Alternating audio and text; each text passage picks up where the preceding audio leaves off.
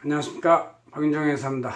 오늘은 17강인데요 전 시간에 재무제표를 어떻게 작성돼서 그것이 어떻게 구성이 됐는데 그것이 손익계산서하고 현금흐름표하고 어떤 관련성이 있는지 그거를 대체적으로 한번 분석해 봤고요. 구성도 봤고, 자, 이번 시간에는 이러한 그 재무제표상의 각종 숫자가 어떠한 비율 관계를 갖고 있는지를 한번 봅시다. 그래서 우리가 한번 수익성과 활동성과 또 생산 안정성 이런 걸 한번 볼 수가 있는 것이죠. 이런 거를 분석할 때는 일단 이 재무제표의 숫자가 믿을만 해야 되고, 믿을만 하면서도 분석할 때 그 관계되는 그 비율 간에는 어느 정도 관련성이 있어야 됩니다. 관련성이 없는 비율까지 서로 막 그 억지로 해봤자 별로 의미가 없고 또 분석하기도 어렵습니다. 또 분석하기가 쉬워야 돼요. 이 재무상태표하고 손익계산서 현금흐름표에서 쉽게 나오는 지표를 가지고 비례를 분모 분자로 곱해봐서 이 비율이 의미가 있는지를 한번 해보는 것도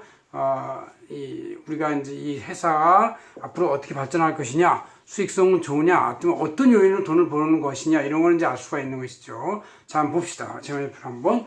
그래서 오늘 제목은 재무제표와 재무비율 분석, 특히 안정성, 수익성, 활동성, 성장성을 한번 분석해 봅시다.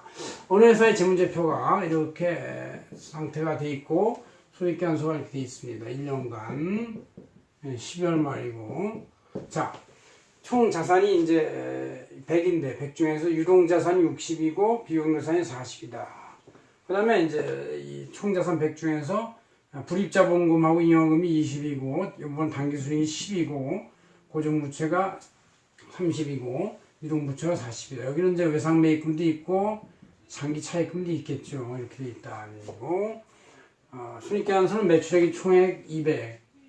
그러니까 이거는 이제 자산이 100인데 200을 매출에 올렸다는 얘기는 굉장히 활동성이 높다는 얘기예요. 그러니까 제조업이나 아니면 유통업 약간 이 회전이 빠르니까 수익성이 낮아도 괜찮다. 수익성은 또 200에 비해서 10밖에 안 되니까 5%밖에 안 되죠. 매출액이 5%.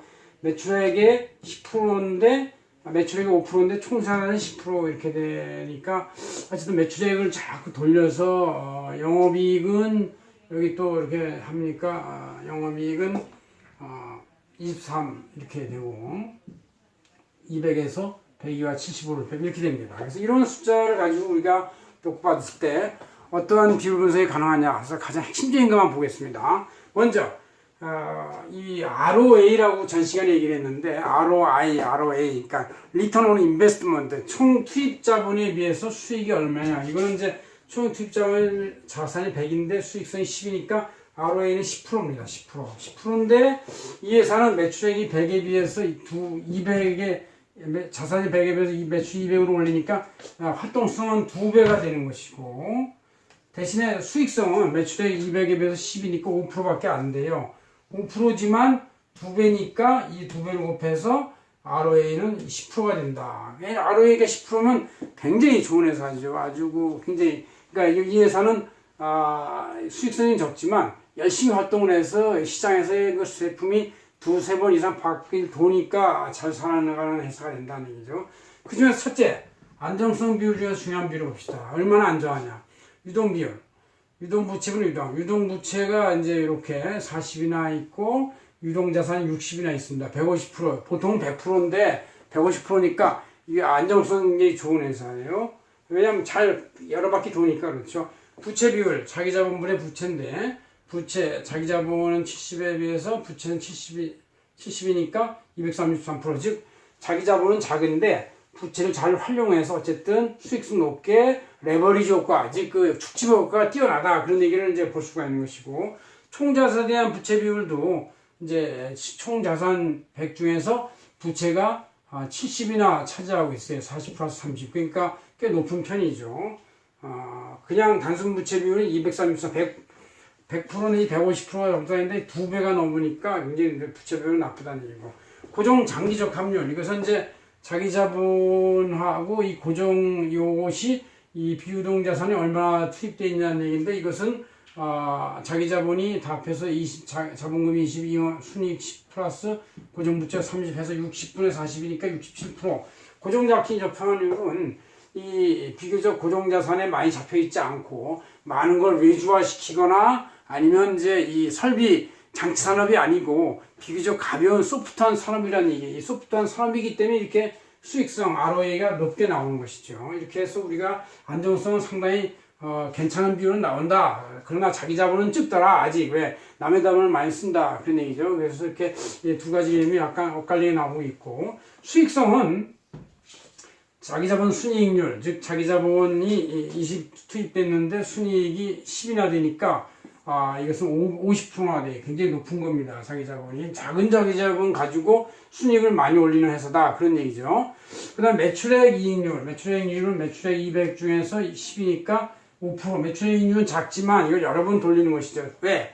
활동성을 보니까 총 자산이 100인데 매출액 200이니까 200%, 즉 두 바퀴나 돌리고 있다는 얘기예요. 여기에 비해서 재고 회전율을 보니까 재고는 20 정도가 되는데 재고 60 중에서 20인데 매출액 200이니까 10배나 재고를 만들어가지고 10배를 돌린다는 얘기. 10배를 돌린다는 얘기는 대단히 활동성이 높다는 얘기. 그러니까 이 회사는 잽싸게 움직이고 재빨리 움직이는 활동성에 의해서 수익성을 유지하는 좋은 그런 회사다는 얘기죠. 그러니까 장치산이 많이 안 들고 남의 자본을 돌려서 작은 자기 자본 가지고 충분히 수익성을 올리는 그러한 아주 지혜로운 회사라고 볼 수 있는 것이죠. 성장성을 보면 매출액 증가율이 이제 작년 매출액 올해 매출액이 200인데 작년에 150이었으니까 그래도 50 차니까 성장성이 33%다. 성장성도 높다. 이런 얘기죠. 순이익 증가율 성장성도 11%나 된다. 이것도 꽤 괜찮은 거라고 볼 수 있고, 이자 보상 비율은 자기가 지급이자를 8로 일으켜서 영업이익을 23으로 일었으니까 8분의 23 해가지고 2.875배, 즉 지급이자 투입을 해가지고 그거에 2.8배의 영업이익을 올린다. 그런 얘기니까, 물론 이제 지급이자를 통해서 순이익까지는 이제 1.23배쯤 되지만 영업이익 법인세까지는 23을 이렇게 올리니까 굉장히 높은 거예요. 그래서 굉장히 이자 보상률도 높다. 즉 활동적이고 또 레버리지 효과가 크게 해서 잽싸게 돌려가지고 수익성을 잘 내는 회사다라고 볼 수 있는 것이죠.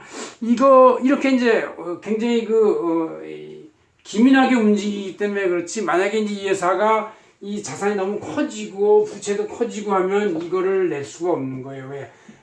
속도가 느려지고 기민함이 떨어지기 때문에. 근데 이 회사는 기민하고 또 활동성 있게 하고 이렇게 기본적으로 안정성을 유지하기 때문에 앞으로도 계속 성장 발전이 예상이 되는 그런 회사라고 볼 수가 있는 것이죠. 여러분들 이렇게 해서 몇 가지 재무 비율을 한번 봤습니다. 이런 것들은 더 자세히 많이 있는데 몇 가지만 본 거예요.